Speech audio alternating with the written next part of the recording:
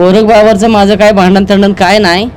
बहिणी आल्या बाप आहे मनुष्यानी काहीतरी मी वैतागानं बोलली, माझ्या डोक्याला काय कळलं नाही मागं पुढं. ही माईक बीक सगळं आम्ही कधीच बघितलं नव्हतं. हे सगळं मी बोललेलं खोटं आहे आणि सगळं हे रद्द व्हावं. नमस्कार, मी भगवान वानखेडे. आपण पाहताय पंढरपुरातील सर्वात पहिले YouTube news channel Pandharpur live. हल्ली विविध कारणावरून भाऊबंदकीमध्ये भांडणं सातत्याने होत असल्याच्या अनेक घटना आपण पाहिल्या असतील. पंढरपूर संगीमध्ये सुद्धा अशीच एक घटना घडली. कुठे बांधावरून किंवा कुठं शेतीच्या वादावरून, शेतीच्या वाटणीवरून भांडणं झालेली आपण पाहिलेली आहेत. असाच एक प्रकार तिसंगीमध्ये घडला आहे. या केसमध्ये 3 भाऊ आहेत. 3 भावांच्या मधील शेतीच्या वाटणीवरून हा प्रकार घडलेला आहे. पंढरपूर ग्रामीण पोलीस ठाण्याला विविध परस्पर एकमेकावर केसेससुद्धा दाखल आहेत. माझ्यासोबत आहेत तिसंगीचे बाबर. आपण नेमकं जाणून घेऊया की हा प्रकार काय आहे ते. तुमचं नाव सांगा. माझं नाव आदिनाथ गोरख बाबर. तुम्ही कंप्लेंट तुम्हीच केली आहे का? मी स्वतःच केलेली. बरं, काय झालं ते प्रकार? काही क्षेत्र त्यांचं सेपरेट आहे, ती साईटला आहे आणि 785मध्ये त्यांचं उतार्यात फक्त 8 गुंठे क्षेत्र आहे. मला एक सांगा फक्त, ही जमीन कुठं आहे आणि त्याचं क्षेत्रफळ किती आहे आणि ती जागेच्या गट नंबर वगैरे काय आहे? 785मध्ये शिवाजी दत्तात्रय बाबर यांचं फक्त 8.5 गुंठा आहे. कुठल्या गावाला आहे? तिसंगी हद्दीत फक्त आमच्या घराच्या समोर आहे, म्हणजे जरा खालच्या साईडला. पण तो काय म्हणतोय, भावाभावात ते आमचे थोरले जे बंधू चुलते आहेत, थोरले चुलत्यांचं क्षेत्र आम्ही त्यांचं दिलेलं आहे. आणि त्यांचं होतं आमच्या नावावर, त्याचं फिरवून दिलं आहे. त्यांचं एक म्हणणं आहे, ती क्षेत्र तुम्ही तुमच्या गटातलं आमच्या मनानं घेणार, आमच्या मनानं देणार नाही तर आम्ही तुम्हाला, आमच्याकडं पोरं बाळ आहे ती तुम्हाला एकदा सांगतो, जी तुमची सर्व्हिस आहे जी आहे ती, मी वडील सर्व्हिसला येतं, मी जरा कामधंदा करतो आहे, जी वडील सर्व्हिसला येते तुमच्या वडिलाही सर्व्हिस घालवतो, सगळ्या आत्या गोळा करतो, सगळ्या भाऊ गोळा करतो. 2-3 अशा खोट्या केसेस केले तशात मोकळ्या. आता माझ्यासमोर आत्या आहे, या आत्याला दमदाटी केली. आत्याला म्हणला, तुला बोलवले, सगळ्या बहिणी गोळ्या झाले, त्या तुम्ही एकत्र या, सगळे ह्याची आपण नोकरी घालू, त्याशिवायला कळणार नाही. त्यासाठी त्यांची मागणी एकच, फक्त ह्याची सर्व्हिस लागली, ह्याची सर्व्हिस घालवायची. तुम्ही नोकरीला आहे का? हां, पप्पा सर्व्हिसला आहेत सोलापूरला, जिल्हा ग्रामोद्योग अधिकारी सर्व्हिसला आहेत. तुम्ही नाही ना? ज्येष्ठ ज्येष्ठ साहेब. तुम्ही पण आहे? हां. आणि काय झालं विषय, ती मला वारंवार धमकी देतात, तुमचे सर्व्हिसला आहे, तुमच्याकडे पैसा जास्त आहे. त्यांनी एक न्यूज दिली आहे त्यांनी परवा एक, त्या न्यूजमध्ये सांगितलं आम्ही सगळ्या बहिणी एकत्र आहे. बहिणीला अक्षरशः उचलून आणले त्या. ती बहिणी आता आपल्याकडे सध्या आहेत, सध्या आपल्याकडे आले. ती म्हणते त्या आम्हाला जबरदस्तीनं आम्हाला सांगितलं की प्रेशर दिला की तुम्ही या, नाहीतर तुम्हाला सांगणार, नाहीतर तुम्हाला मी माझ्या पद्धतीनं, माझ्या 2 पोर आहे ती तुम्हाला वारंवार तक्रार दिली, ते तरी तुम्ही मस्ती करताय, असा आमच्यावर बजाव सारखा आरोप करते ती. आणि आत्याला उचलून नेऊन त्यांना जबाब घेतलेत. आता सध्या आत्या आपल्याकडल्या बाजूला आहे. आता जी तुम्ही फिर्याद दाखल केली, त्या फिर्यादीमध्ये आत्या होत्या का तिथं पोलीस स्टेशनमध्ये? आत्या नव्हत्या, तरी त्यांनी न्यूजला सगळ्या गोळा करून आणल्या. तुम्ही असं बोला, तुम्हाला 50,000 रुपये देतो, एवढं तुम्ही करा. आता ही माझ्यासमोर आत्या आहे, या आत्याचं घरकुलचं पैसे हप्तेसुद्धा काढून खाल्लेत आत्या त्यांनी. तर तो न्यूजचा विषय वेगळा आहे. आता सध्या पोलीस प्रशासनाला तुम्ही कंप्लेंट दाखल केली, त्यांनी पण आणि तुम्ही पण. कायदेशीर बाबीत पोलिसांचं म्हणणं काय आहे आता? पोलिसांचं म्हणणं एकच आहे की क्षेत्र किती आहे ती फक्त मोजून, ॲक्च्युअली तुम्ही महसूल खात्यात जाऊन पैसे भरून तुमची मोजणी आणा, मोजून देतो. आम्ही मोजून द्यायला तयार आहे, पण ती काय म्हणतात माहिती आहे का, तुम्ही मोजून द्यायला तयार आहे पण आम्हाला रस्तासुद्धा तुमच्यात राहणार नाही पाहिजे, तुम्ही घरं कशी बांधताय बघू, असं तसं आम्हाला वारंवार ते क्षेत्र त्यांचं 85मध्ये फक्त 8 गुंठ्यासाठी ती काय म्हणते, सगळा गट मोजल्यावर सगळे आता सगळे तयार व्हायला पाहिजे. तयार होत नाहीत, मग तुम्ही पेरू नका, ट्रॅक्टर अडवते ते. आमचं क्षेत्र आता सध्या बंद आहे, म्हणजे पेरलेलं नाही, सगळे ते अडवते. फक्त त्यांचा 8 गुंठा आहे क्षेत्र, त्या 8 गुंठ्यासाठी सगळं गटच मोजा म्हणतात. आता सगळं गट मोजायला सगळी तयार होत नाहीत, मग कसं पेरायचं आम्ही? मग मला प्रशासनाला एकच विनंती आहे, फक्त वेळेत येऊन फक्त त्यांचा 8.5 गुंठा आहे तेवढं त्यांचं मोजून द्यावं आणि तिथून थोडं रिक्सर होईल व्यवस्थित, काय अडचण नाही. आता जमिनीची जर मोजणी करायची झाली तर हा डिपार्टमेंटचा विषय नाही आहे, तुम्हाला महसूलचा विषय आहे. तुम्हाला त्यासाठी संबंधित विभागाकडे रितसर अर्ज करावा लागणार आहे, हां. मोजणी आणावं लागणार आहे. करतो, ह्या करतो, प्रक्रिया करतो. तुम्ही केल्यात का करणार आहे? आता करतो ना.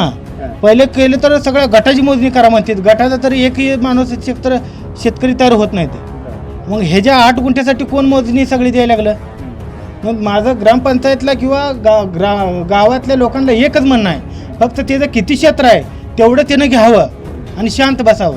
आणि त्यांच्या मुलाबाळाला सांगू नये की वारंवार आमच्या दारात येऊ नये.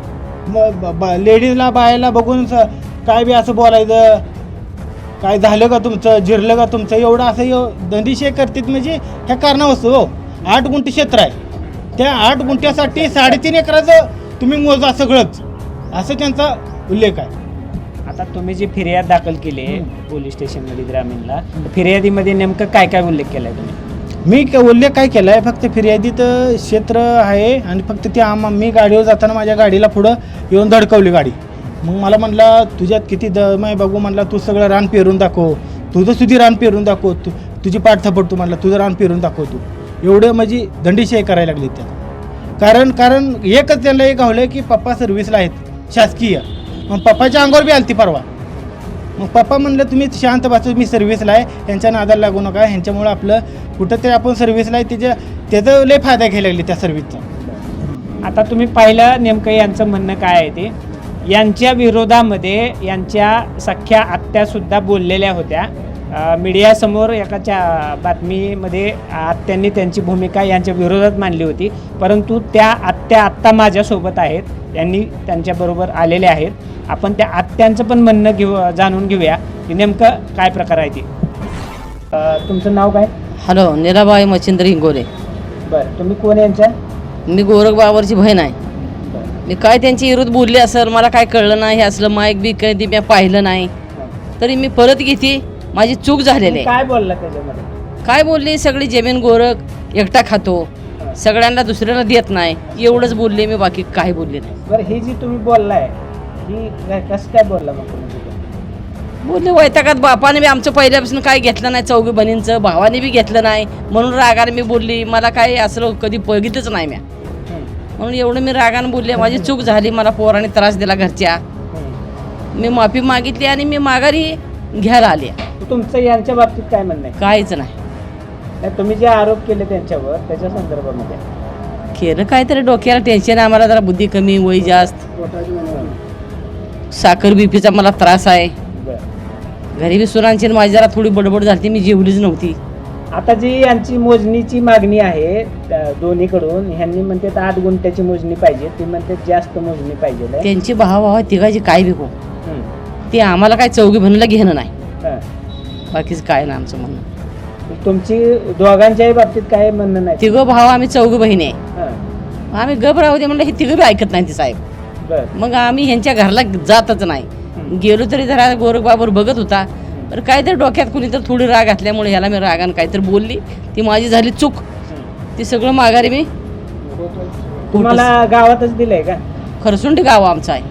खरसुंडी? हा, मालक वारले माझे, ही पोर लहान लहान होती तेव्हा मी इकडे आले, तिसं गेला, ती इथंच राहिली. मग बाकी काय नाही, पुढच्या भावावर आमचं भांडण नाही, काय नाही. ते धाकट्यानं माझं घरकुल खाल्लं, त्याला पोरामध्ये जाऊ दे, नको मागो. शिवाजी दत्तात्रय बाबर आज 20 वर्ष. गोरख बाबरचं माझं काय भांडण तंडण काय नाही. बहिणी आल्या, बाप आहे मनुष्यानी काहीतरी मी वैतागानं बोलली, माझ्या डोक्याला काय कळलं नाही, मागं पुढं ही माईक बीक सगळं आम्ही कधीच बघितलं नव्हतं. हे सगळं मी बोललेलं खोटं आहे आणि सगळं हे रद्द व्हावं. आता आपण पाहिलं जे फिर्यादी आहेत त्यांनी त्यांचं म्हणणं मांडले, त्याच सोबत या फिर्यादींच्या विरोधातच ज्या आत्याबाई बोलल्या होत्या त्यांनी सांगितलंय की मी जी काय बोलले ते भावनेच्या भरात बोलले, माझा त्या वक्तव्याशी काही देणं घेणं नाही, मी जी बोलले ते शब्द सगळे माझे माघारी घेते. आता सगळ्यात महत्त्वाचा विषय आहे की या भावाभावाच्या भांडणामध्ये गावामध्ये काय चर्चा चालू आहे.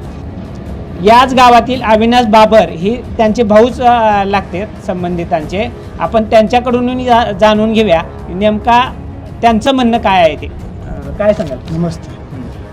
विषय काय झालेला आहे, शिवाजी दत्तात्रय बाबर यांचं 85 गुंठ्यामध्ये 8.5 गुंठ जमीन येते आणि वडलोपार्जित जे आजोबांची जमीन आहे त्यामध्ये त्यांचं 6 गुंठ येते, असं मिळून 14 गुंठ क्षेत्र आहे. पण ते 14 गुंठं आम्ही त्यांना देण्यास तयार आहे. जे आमचे वडील गोरख दत्तात्रय बाबर सर्व्हिसला आहेत सोलापूरला, ते वारंवार शिवाजी दत्तात्रय बाबर, महेश शिवाजी बाबर, अक्षय शिवाजी बाबर हे वारंवार आमच्या घरी येऊन आम्हाला दमदाटी करतात की बाबा तुम्हाला बघतो, बघून घेतो, हे तुमच्या वडिलांची सर्व्हिस घालवतो.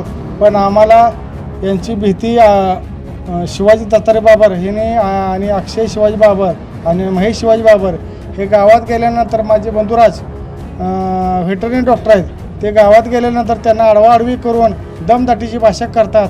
आणि जे आमचे काल जे त्याने न्यूज केलेली होती, जे आमच्या आत्या आहेत नीलाबाई मच्छिंद्र इंगोले, सीताबाई आनंदराव शेगर, अजून 2 आत्या आहेत इंगोले, नर्मदा इंगोले, तुळसाबाई इंगोले, यांना काहीतर आमिष दाखवून, पैशाची आमिष दाखवून किंवा त्यांना दमदाटी करून त्यांना घरी आणलं आणि तुम्हाला माझ्या समोर बोला किंवा मी जे बोलतो ते ऐकून त्यांना समोर बाहेर द्या असं दमदाटी करून त्यांना सांगितलं आहे की गोरख बाबाच्या बाजूने तुम्ही काय असेल ती चुकीची बातमी द्या असं म्हणून त्यांना सांगितली.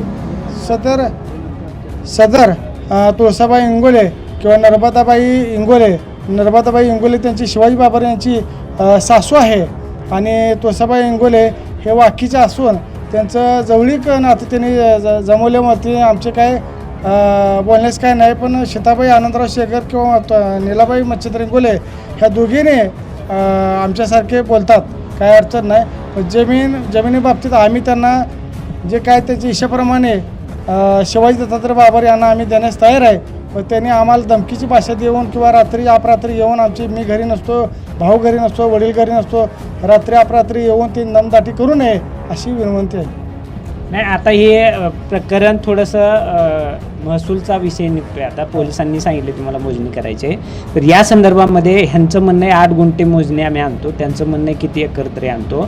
तर ह्याच्या संदर्भात तुम्हाला काय वाटतं, आता तुमचं म्हणजे काय करायला पाहिजे? मोजणी आम्ही करण्यास तयार आहे. मोजणी तयार करून त्यांना मी गावातले पंच कमिटी किंवा पोलीस पाटील यांना मी विनंती केली की आम्ही जे मॅडमने सांगितलं होतं मोजणी करून घ्या तुमचा महसूल खात्याचा विषय, ते आम्ही करण्यास तयार आहे.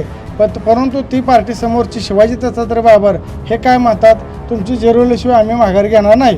कारण आम्ही त्यांचं 8.5 गुंठ जे क्षेत्र आहे ते आम्ही आता टोटल सोडलेलं आहे. ॲक्च्युअली रानामध्ये त्यांचं 6 गुंठ 8 गुंठ 8.5 गुंठ सोडलेलं आहे आम्ही रान, असा विषय आहे.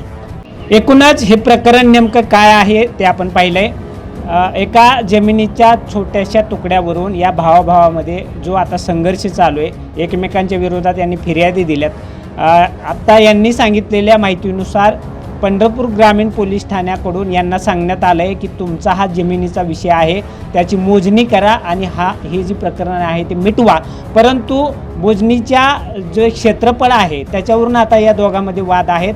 आता अविनाश बाबर यांनी सांगितल्याप्रमाणे गावातील पंचमंडळी सर्वजणांनी एकत्र येऊन यावर तोडगा काढणं गरजेचं आहे. कारण कोणतंही भांडण हे सामोपचारानं मिटवणंसुद्धा तेवढंच आवश्यक आहे. भावाबंधकीमध्ये जी जमिनीवरून आणि याच्यावरून भांडणं होतात, याच्यामध्ये आजपर्यंत पंढरपूर लाईव्हनं ज्या बातम्या लावल्यात किंवा जो आम्हाला अनुभव आला आहे, ह्याच्यामध्ये तोटा हा फिर्यादीचा आणि ज्यांच्या विरोधात दाखल आहेत ते. आता ह्या दोघांनी एकमेकाच्या विरोधामध्ये तक्रारी दाखल केल्यात. तर यावर पंढरपूर लाईव्हचं म्हणणं एवढंच आहे की तुम्ही दोघांनी सामोपचारानं हा प्रकार मिटवावा, पंचमंडळींना घेऊन मिटवावा. आणि जर यामध्ये जर कुणी कायदा हातात घेतला तर या संदर्भामध्ये मात्र पंढरपूर ग्रामीण पोलीस स्टेशन कडक कारवाई करेल, हे मात्र निश्चित आहे. पंढरपूर लाईव्हसाठी भगवान वानखेडे, पंढरपूर.